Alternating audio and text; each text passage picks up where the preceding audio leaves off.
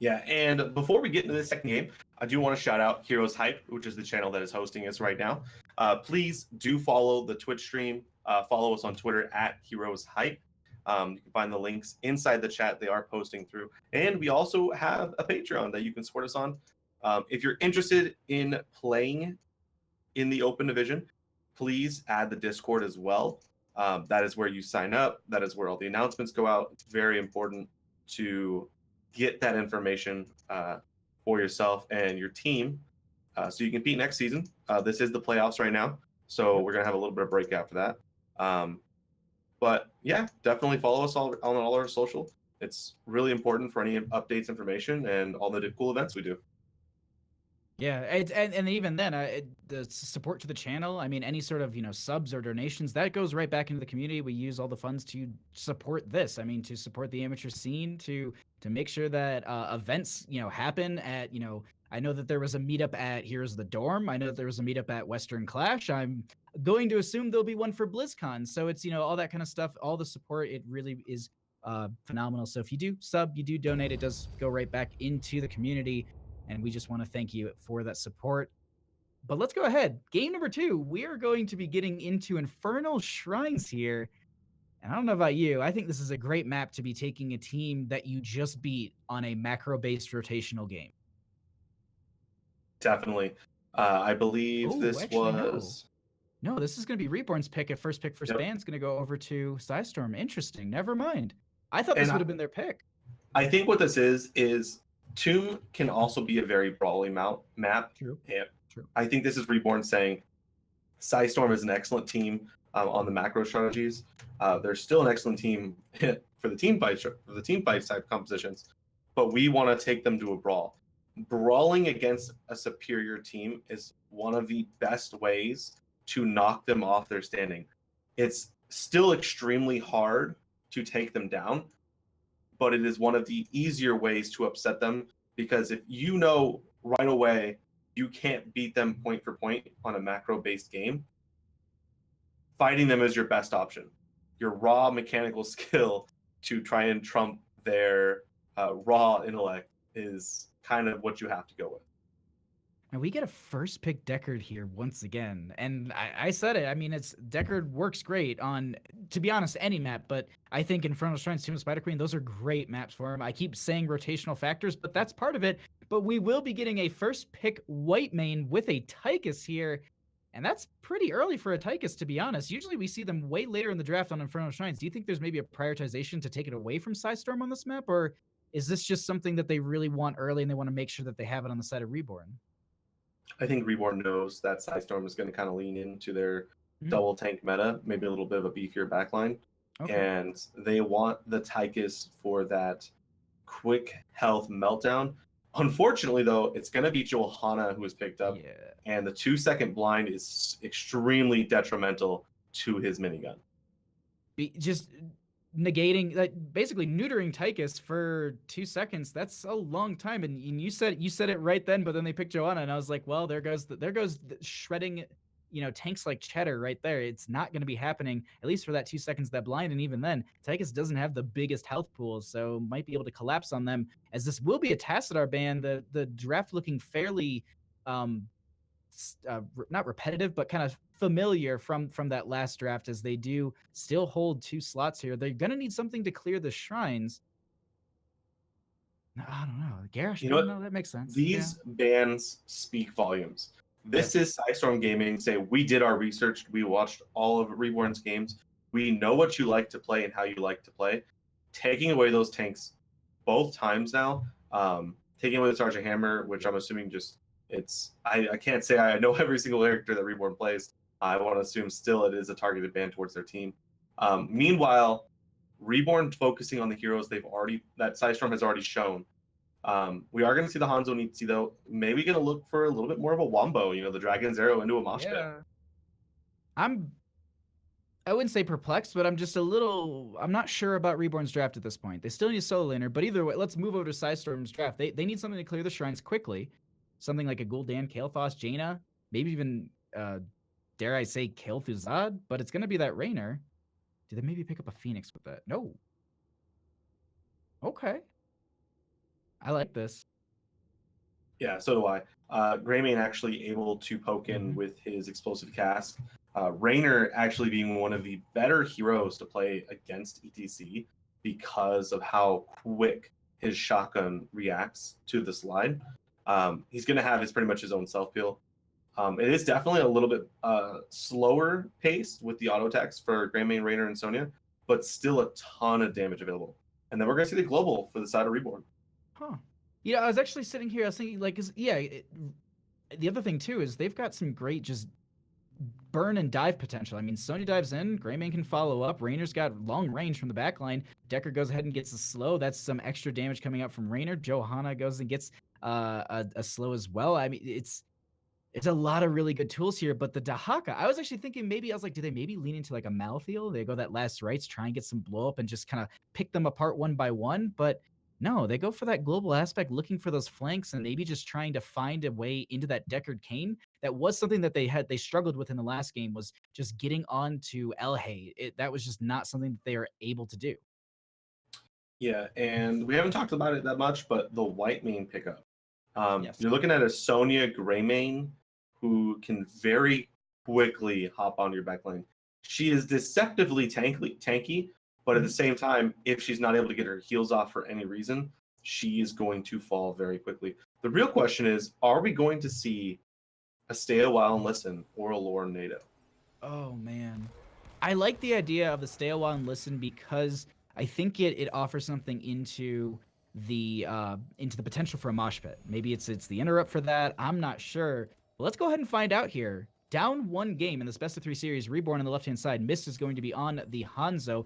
Winterheart's going to be on the Tychus. Valimar is going to be on the Whitemane. Tenny is going to be on the ETC. And Showtime going to be on the Dahaka. Yes, and PSISTORM Gaming once again on the red side. We have NSJ playing Raynor, Elheim on the Deckard, Enavir on Sonya, Hiskoa playing Greymane, and Stronger on Johanna. Real quick point out, we have a Redemption level 1 on Hanzo. That is an auto attack talent level 1 for the Hanzo. Interesting. And I mean, you might have played a little bit more Hanzo than me. Actually, I'm going to say probably. Can you talk a little bit about that? Why going into that maybe instead of the scatter arrow at level 1? What might be the benefit in this type of matchup? I think he's going to favor getting that stacked up, then going into the scatter arrow reduced cooldown at 7, as well as the merc damage at 4. Okay. Trying to basically poke into the shrine as much as possible and fast as possible, while not sacrificing too much outside of a team fight. That's actually a really good point, to go ahead and have that cooldown reduction at 7 from the autos, and also to have your autos be faster at level 1. That's actually a really good point. I like that. But we do have, in top lane, Enavir going to be going into Showtime, and this Sonya, as we saw in the last game, very, very strong, going to be holding over that lane, but camp rotations coming out from at least the members of PSISTORM Gaming, going to have that mid lane pressure, as we do have these rotations continuing, and Johanna just tanking this up in bottom lane, just making sure they anchor and continue to soak. Yeah, and they're going to be kind of bullied off. The Greymane and Raynor able to quickly clear it up. And take camps as well. Actually, excellent camp control from the side of PSISTORM Gaming. They're going to poke on a little bit. Elheim taking a little bit of damage, but it is still a 3v2 down here. Actually, getting a kill top lane against the Sonya, I missed it up there. Watching this bottom camp, seeing what the side of Reborne wants to do. Oh, it was a quick rotation, and Sonya tried, but unfortunately just couldn't find an out from the lane quick enough, or maybe just tried to dodge around too much. Either way, that was a nice first kill from Reborne. But the thing is, there was something I was actually discussing with someone earlier, actually yesterday. Hero kills this early in the game, they're not the biggest threat, the biggest, pull. I mean, that one kill right there netted them 356 experience this early into the game. I mean, you can see that it is barely an amount on the experience bar. So just, one of those things, just, taking into your own games. Early game kills aren't the most important thing. Sometimes rotational factor is the best thing that your team can do here, but we will be having this camp picked up for mid lane, as we also will be getting this mid Punisher activating in the next 2 seconds. Yeah, with the side of PSISTORM doing the hard camp up top, while we see Reborne just barely finishing the siege camp here in the mid lane. Unfortunately, because that's a middle Punisher, they're not going to see a lot of value out of that mid camp, but they are going to combo back with the top camp as well. So trying to get their lanes pushing just before the shrine, but they are going to lose a little bit of XP. We do have the, I was about to say, we have this invade because they were all stacking up to maybe take a fight here, but it's not going to be happening just yet. They do kind of zone them away a little bit at this point. The Punisher will be activating. Dahaka is clearing in top, so they will have that global ability to get the burrow right in and maybe look for that flank. But they're currently zoning Reborne out of this so very hard, and they're looking like they're controlling over this camp very well. And they're just going to let the top camps duel it out. Slight experience lead for the side of PSISTORM. Going to see the ETC slide in. Sonya getting dragged into the bot lane. Just going to go ahead and spin to win. Tyke is taking a ton of damage, but it is the white main healing him back up. And if you're trying to use that whirlwind to heal back up, the slide coming in to interrupt it. The unstoppable from Johanna. Winterheart taking a ton of damage from NSJ. Stronger though, bullying off the healer and the ETC tank. The stacks are going in the favor of PSISTORM, 28 to 21. This is a race to the finish. Dahaka trying to get these top stacks. White Main taking a ton of damage. We are going to see the side of Reborne go ahead and back off, losing the race, understanding their health bars are very low, not able to beat out PSISTORM Gaming for this first Punisher.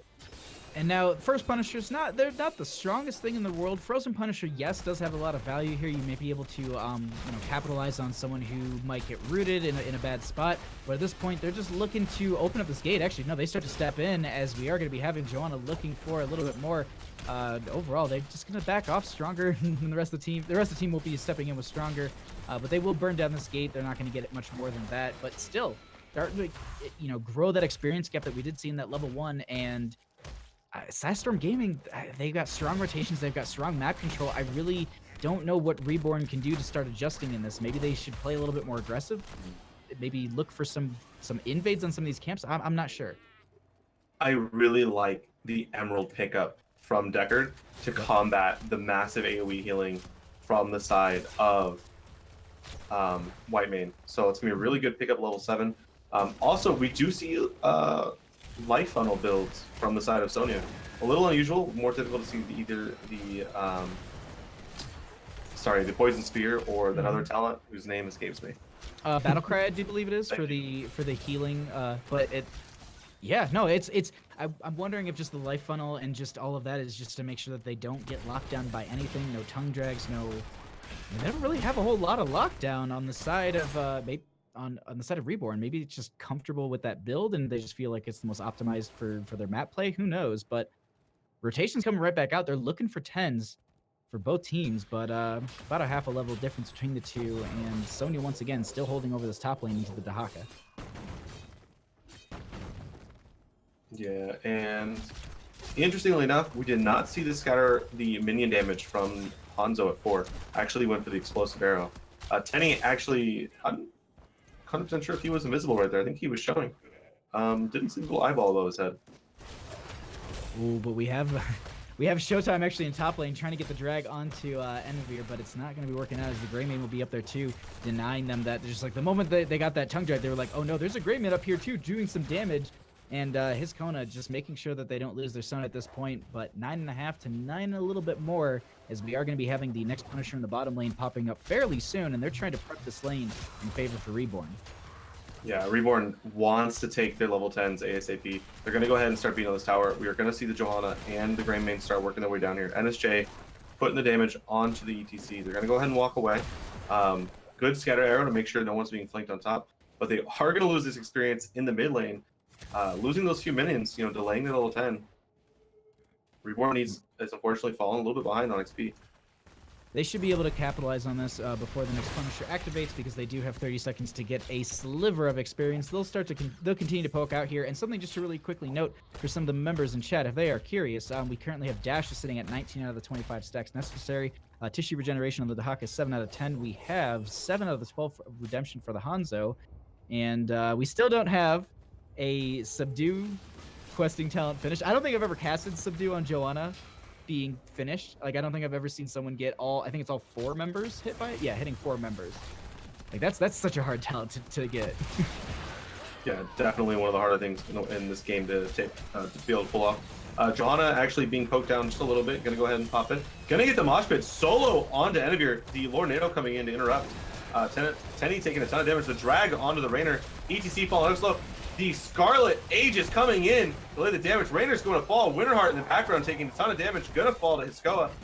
The the Sonya pushing down on Mist. Mist super low. The Johanna no longer has the Unstoppable Shield. The knockback gonna keep her in range. She's gonna be able to walk away. Deckard potions of healing being picked up, trying to keep her up. Hiskoa now though getting slowed stronger. Unfortunately, does not have any mana. ETC does have to back off. Limited health pool. That's I don't really know who. I still think that the members of Reborne actually win over in that fight.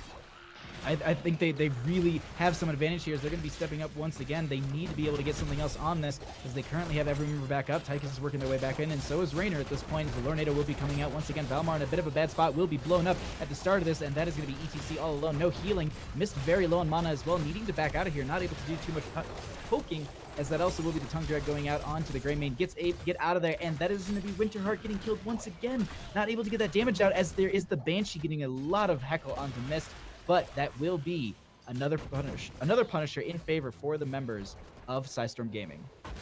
I actually love Lornado pickup. Cooldown ultimate with high impact. Separating the white mane from her front line and getting that kill on her. Like I said, she's deceptively tanky. We are going to see a pause. Not sure what's going on. Looks like might be a small connectivity issue. Yeah. Oh, monitor died. That's kind of scary in some situations. Oh, wait, never mind. Maybe someone jiggled a wire from the background, but currently have the countdown. We're going to be going right back into this as the bottom lane will continue to be pushed here. They're not available to really defend this because they have scattered themselves across the map. Also, so many members were dead, and that is going to just be bottom lane fort going down. Punisher still at 87%, but they leave this and they rotate for mid. Yeah, gonna go ahead and let it go. Early keep at 10 minutes, not gonna happen for them. The Punisher, unfortunately, still has a pretty low health pool. They're not really too worried about it. They're gonna just go ahead and make sure that all three lanes are pushing as much as possible. They want to be able to capitalize on the next Punisher uncontested, or maybe take a fight without the opposing team having that place to back up to. Currently have the Burrow on the Stahaka. They're not in the best spot. Showtime maybe trying to make it out of here alive as they get the spear, and that will be confirming the kill onto the Dahaka. Not the best thing you want to be. The Lornado actually getting Valimar, gonna knock her back out. Unfortunately, not gonna follow up. Team not ready to dive onto it. But that was an excellent hit battle line.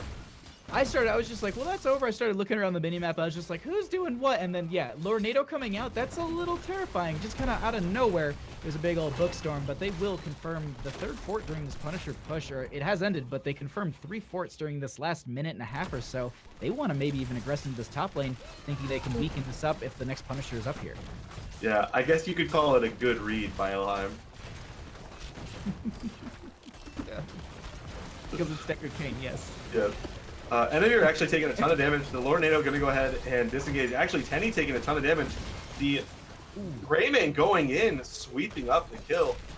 Enemy, though, wow, doing a ton of damage to Mist. Mist needs to be very careful about staying next to those walls. That was not the blow up you want to be having at this point. And so they know, they're just like, all right, well, the next one is going to be in mid. We have, sights on the next Punisher. They don't have their ETC for the next 8 seconds. We can push up this lane a little bit more. And at the same time, the pressure that PSISTORM has been able to output this entire game, actually this entire series, is phenomenal. And I don't think Reborne is really sure or able to handle the amount of aggression and pressure that they're currently putting out, because I don't think I've seen most teams do this, have a 3-level lead at this point, as well as just play this aggressive. Sometimes, they back off, they get camps, they go for more macro control. PSISTORM Gaming, they're just like, let's play aggressive, let's just take every fight we can. Yeah, Enevir sweeping in. Elheim actually trying to throw in the combo, not going to be able to catch anyone. Winterheart, though, still taking a ton of damage. They're going to get the root onto the Sonya. Tenny not going to dive in. A little bit afraid of getting caught underneath the Rainer and the Greymane. Unfortunately for him, they do a ton of damage. He's not exactly known for his tankiness. That is just going to be... I don't know, I keep looking around the map and just the way that they're playing this inside of PSISTORM, and I'm just... You can already see, Rainer's already moved over to get a camp on the right-hand side. We have Greymane grabbing this bottom lane camp. Now, granted, there is an invade in bottom, so there might be a little bit of a brawl here, but they just go ahead And his Kona just like, nah, I don't want to. I don't want to stagger a death. I don't want to lose out on this. You can have it if you want, but they're not even going in for it just yet. As Stronger is going to anchor a little bit. The rest of the team is starting to chase this down, and Reborne sniffs the blood in the water, and they just run right away. Yeah, 3-level disadvantage with the 16 tier for the other team. Not something they want to take a fight, even if they are up on numbers. The 5-man, though, of PSISTORM Gaming here. Winterheart actually very too far up. He's going to go ahead and get stunned out. The Scarlet H is coming out to give him the arm break. He's taking a ton of healing. Dahaka in the backline, getting the silence and the sight reduction onto the Rainer. The Lord NATO interrupting the Mosh as well as the Dahaka. Winterheart now, though, dangerously low. Missed too far up. Greymane actually going to go ahead and wail on him. Sonya just wailing on the Winterheart. Tenny going to be able to slide away. The Deckard Cain Scroll of Sealing not going to quite catch anything. 3 people down. They're going to look to try and take this keep. They have pressure in mid, they have pressure in bottom, and the next shrine is activatable. They go ahead and they put their Sonya on that, a great hero for that shrine. And they go ahead and they siege with the rest of their team. Greymane is great for sieging. Rainer provides great damage output at this point, and they have the camp pushing with it. Banshee there too. This is going to be catapult pressure. Heat going to be down, as well as the next Punisher, unless they can move quick enough on the side of Reborne into the shrine and take a great fight. I don't know what they can do, but the thing is, it's still 14 to 18, a 4-level difference, talent tier disadvantage there as well, and I think they have to give this over and just try and defend this massive push coming through mid. Yeah, and we see NSJ and Iskoa taking out the siege camp here, creating even more pressure for the mid lane. Actually going to hold on to the camp. They'll probably wait and see if they can't get the John Cena without turning it in. They're going to go ahead and clear out the bot lane, though. Top lane is pushed all the way to the mid. This is the worst case scenario right there. Top lane so far pushed out that they can't get any experience back. Struggling to find minions to kill. Still a half a level away from 16. They need to keep poking out and find these minion kills.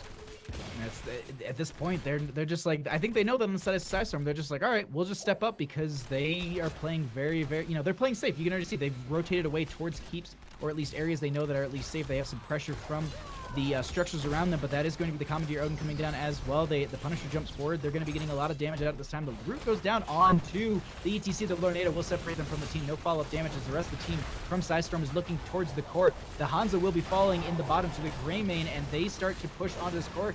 Tenny going to be falling as well. The GGs are thrown out, and that is going to be PSISTORM advancing in the upper bracket for the HGC Open Division playoffs. Yeah, GG's, PSISTORM convincingly taking both of those games, showing their prowess, both their macro and their ability to bully around the opposing team. This is a team to look out for. We said it earlier, they were on the rise at the end of the HGC Open Division season, and they are keeping their momentum going into playoffs. A hot 2-0 win against Reborne. PSISTORM Gaming, you go, guys. Like, I'm so happy to see a team come in the late season with the goal of taking the division by storm, and they are proving their point that they are a top team ready to be reckoned with.